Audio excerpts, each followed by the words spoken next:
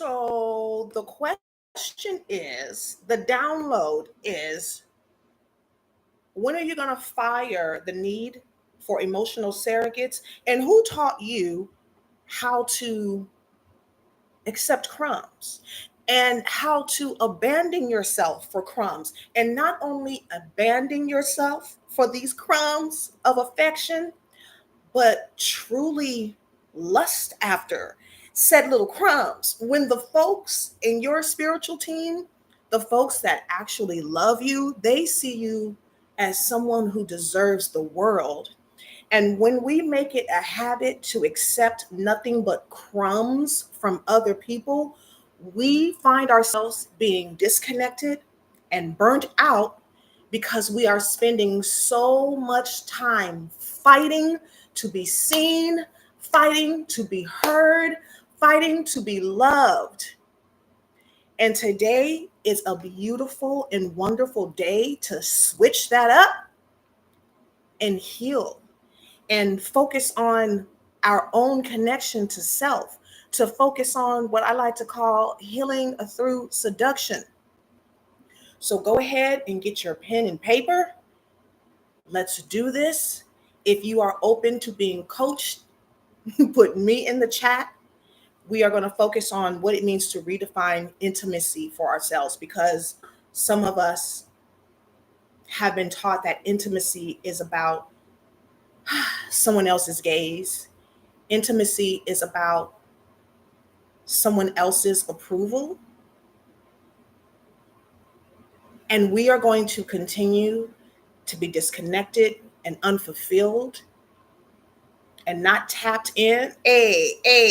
Tap in. Okay, we want to be tapped in to our bodies, our sensuality, our intuition, our dreams. And we're going to start that today. The question again is, who taught you to abandon yourself in exchange for crumbs and affection? Okay, now I wrote down a shit ton of downloads last night. And what really inspired this, obviously, is my life, the life of the beautiful women and femmes that I work with, and the non-binary people and the trans people. And just recently, today, I found out that once again, my mother has made a life decision, a major life decision without involving her children. And what I felt good about was, well, I know that I no longer need to accept crumbs from my mother or anyone else. So if I can make the decision to expect more from my own mother, you can expect more from the people around you. You can expect more from yourself first. That's how it starts. Okay, so let me go to my notes, y'all. As we focus on redefining intimacy today and healing those ancestral wounds, and what role healing our connection to our sensuality has to play with us abandoning ourselves or accepting crumbs, I want us to tap into that. Let me start with the story and just tap more into how I got to become this powerful person and the decisions I had to make, the decisions you're afraid to make in order to truly live my most authentic and powerful life, and to be in my sensuality, to be in my body, to be in my power, to embody all of the things you are attracted to. So it is story time, okay? So for most of my life, I was outsourcing that emotional safety to people who were never available to me, right? It started with gay men, bisexual men, fluid men. I myself am bisexual and fluid, so I naturally thought, oh, okay, the man who's going to understand me is going to be fluid and bisexual. But I kept finding emotionally unavailable fluid men. And even unavailable women, unavailable friends, women who could only show up in my presence if I was playing the strong friend. They can only show up in my presence or fight to have me in their life if I was their emotional surrogate, if I was the one pouring into them. And that's no fault of their own. I'm at fault because I created that dynamic. Almost every intimate connection I had, be it romantic or platonic, was with someone who could never meet me where I was. If you have ever experienced that, just put right here, girl, in the chat. If you know in your heart of hearts, you've connected with people time and time again who were only able to give you measly little crumbs, and now you're looking for something a bit tasty, something you can truly sink your teeth into. So I grew up in a home, like many people who are attracted to me, where the love was inconsistent. And as a matter of fact, I'm the one who taught my family how to say, I love you. It was very taboo to show any kind of emotion outside of church. And even saying, I love you was frowned upon. So, of course, I would attract people who are unavailable. I grew up in a home where I knew my mother loved me, but she was not available. And she was not available to the point to where my grandmother raised me in one home and my mother lived just a few blocks away. I only met my father once. And my family, when I came out as bisexual, I was sort of excommunicated. I was told that I was a predator. I couldn't, be around my cousins anymore. But meanwhile, the real predators and abusers, they were given grace. And I was taught you give them grace because that is what forgiveness is. So if you grew up in a dynamic where you learned showing love was a weakness, showing your emotions was a weakness, if you grew up in a household where you had to kind of fight for crumbs, the affection you received from your loved ones, they were crumbs. So you then grow up to be an adult who expects crumbs. And what happens is that translates to people pleasing. And people pleasing is the surefire way to be exhausted, to be burnt out, to be disconnected from your body, to be disconnected from your sensuality. But there's hope. There's hope. You don't have to spend the rest of your life saying to yourself, all I'm worth are measly crumbs. Put crumbs in the chat if this is resonating with you. So this is what I did, y'all. I found myself not just people pleasing for the men in my life, the women in my life as well. I found myself humbling myself, and it takes a lot of energy to humble yourself when you know for a fact you were meant to do beautiful and powerful things. You know for a fact that you have a light that you're supposed to spread out into the world, but your lover, your partner, your family, your so-called friends that you've attracted at this point, you know for a fact you are walking on eggshells because you do not want them to feel threatened by your presence. And so for me, I kept repeating the same pattern. I kept choosing connections with people who were not, who were mysteries to me. And I saw nothing but the best in them. And that's beautiful. But it wasn't who they were willing to be with me. At first, of course, I thought there was something wrong with me, especially since in childhood, I was constantly told there was something wrong with me. And as a child, how could I not think that when my own mother couldn't be bothered to take care of me? It was more important for her to have fun with her boyfriends. It was more important for her to connect to her crackhead friends. Now, what I want to honor as I speak about my mother, who I love very much, and many of the things you love about me, I get from her, like always dressing up, like always having red lipstick on, like always having heels on, always being done, even when you're at the house. When my mother was well, when she was in her right mind, she was such a powerful role model to me. She reminded me, and I'm going to age myself now, she reminded me of Whitley Gilbert. Okay, if you're live or watching the replay, put Whitley in the chat if you grew up watching a different world. When she was well, y'all, but the majority of my childhood, she was not. And it really, really, really, really put me in a position as a child to fight for the crumbs of her love. All right. Okay. Okay. Yasmin says Whitley and Crumbs, thank you for being here and connecting with me. And it's not about us judging the parents. It's not about us judging ourselves. But if we want to reclaim our sensuality, if we want to come back home to our bodies, if we want to honor our light, we have to tell the truth about the source of why in the hell are we settling for crumbs. And usually the crumbs are not that damn good. Okay, they don't have no seasoning on them. These are not some New Orleans style breadcrumbs, y'all. These are some very vanilla tasting crumbs. Okay, let me go back to my notes because I want to make sure I get this download to you all. I thought that I was too much for a long time. I thought I was too sensitive. I would constantly shrink myself. I would silence my desires, put silence. If you know you have silenced yourself one too many times and you're ready to make a commitment to stop doing that shit. Okay?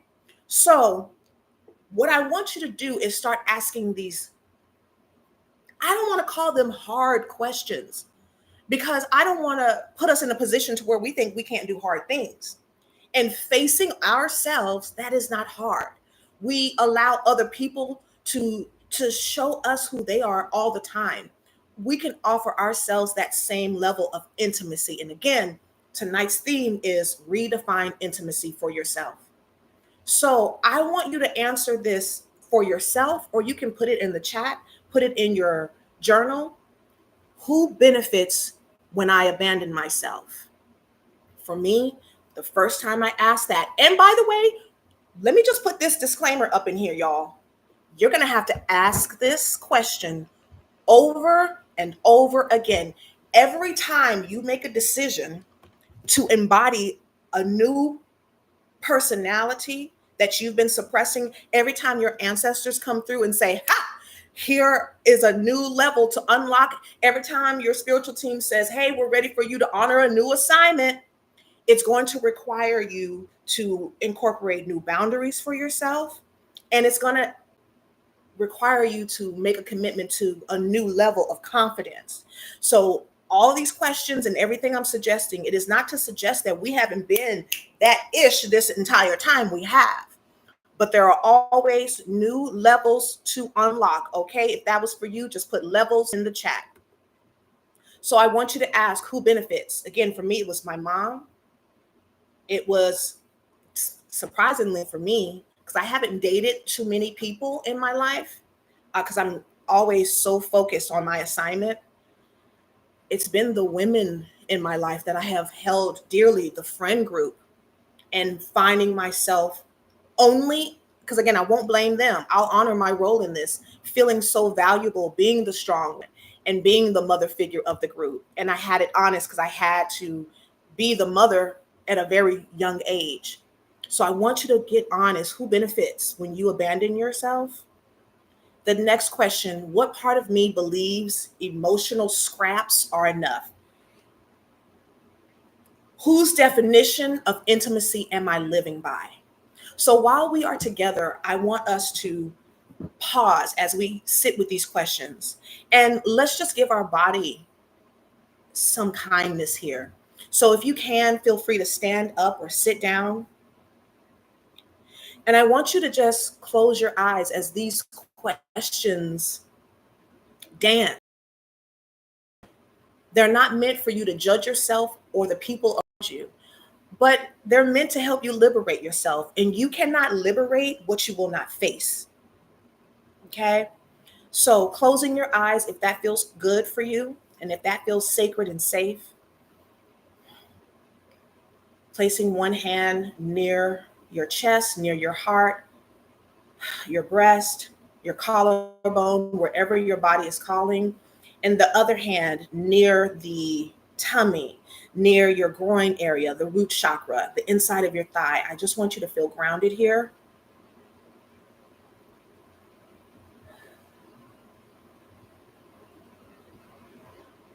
And I want you to pause. And that is the most healing thing you can do today, is be brave enough to pause.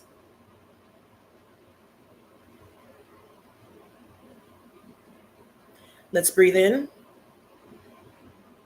a gentle moan out, an audible moan out.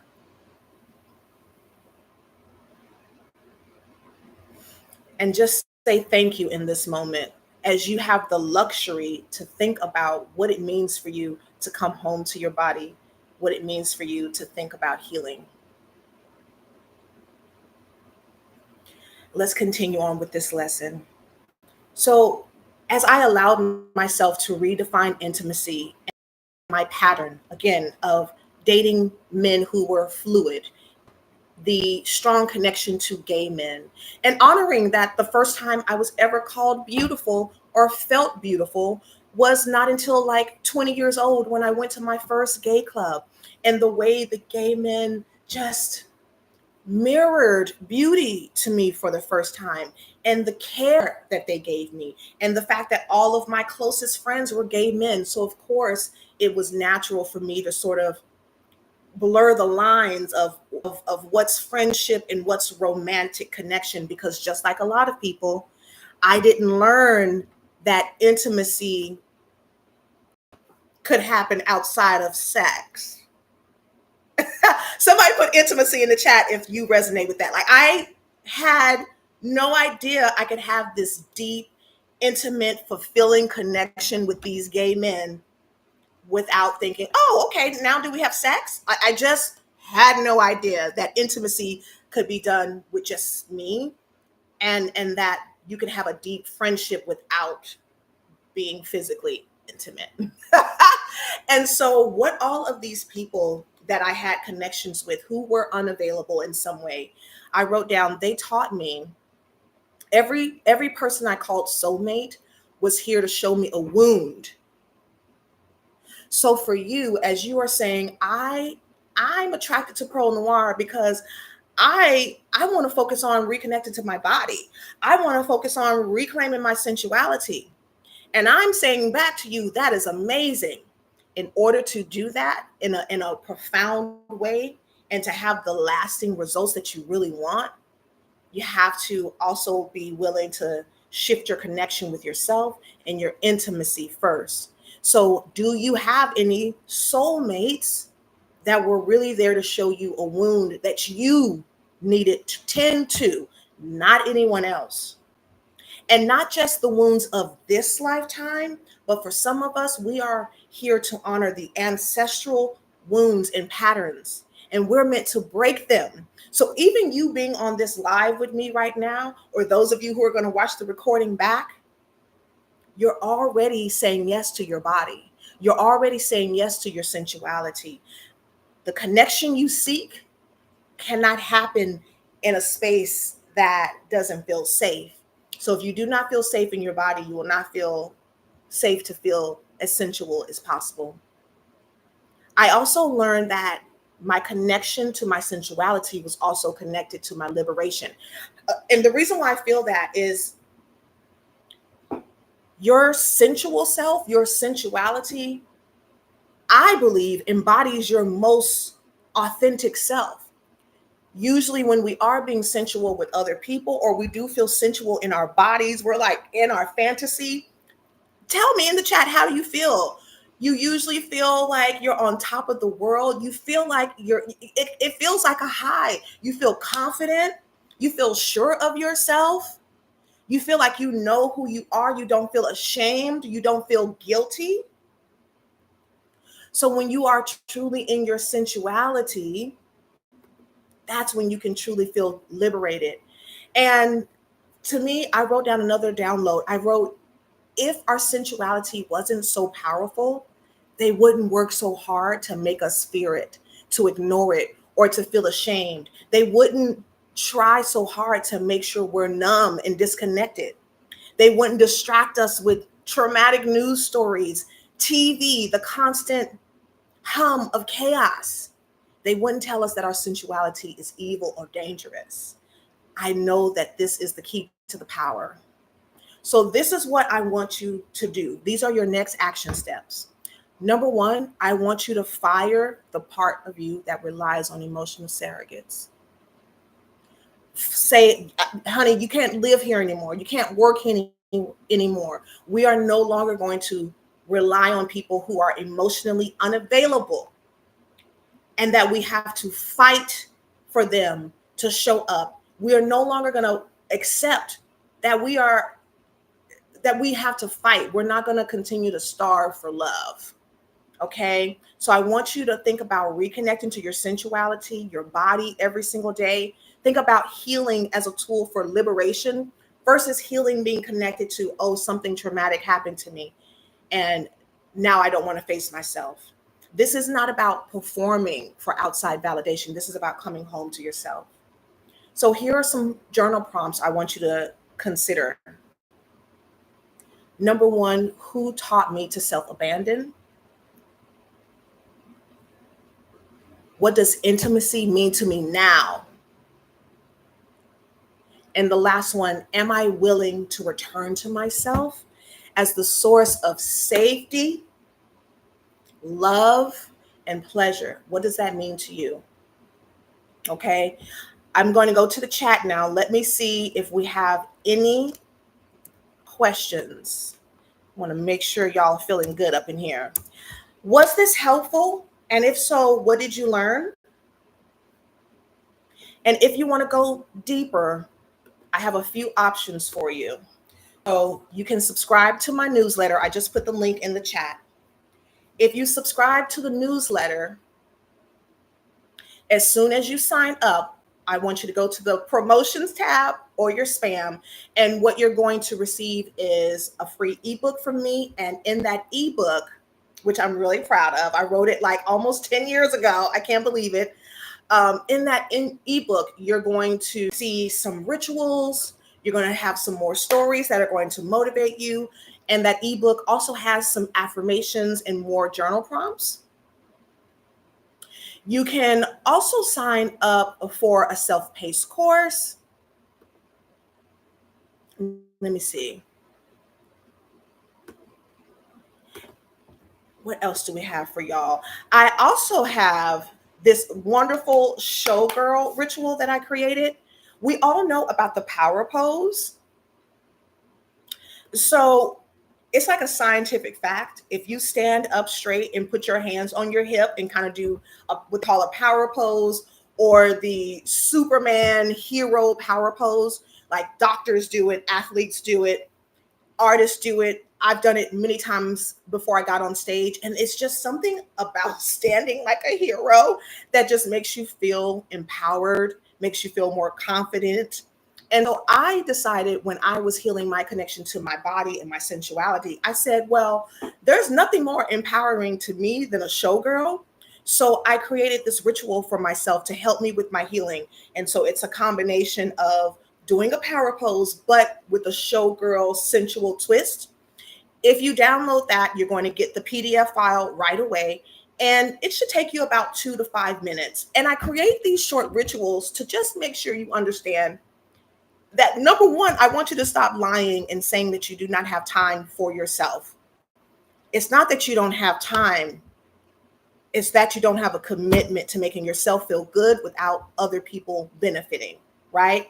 The other thing I want you to consider, I'm just laughing because I know some of you are like, Pearl, I'm not fooling with you for you to tell me I'm accepting crumbs, but you are. And the only way I can tell you that is because I myself accepted crumbs. And the first person I accepted crumbs from was my own mother. And I was reminded about that today, which is what inspired this live today. So you have to constantly look at yourself. All right, let me see if I have any questions in the chat. I don't see anything. Thank y'all so much for being here. Just put POW in the chat if this was helpful. Okay. And I hope you download the ritual, y'all. You got to download the ritual because I want you to have some sort of tool to use every single day. Okay, let's see. This was helpful. Okay, for the last couple of weeks, I've been trying to come back to myself. Oh, okay, after being disassociated for so long. Yes.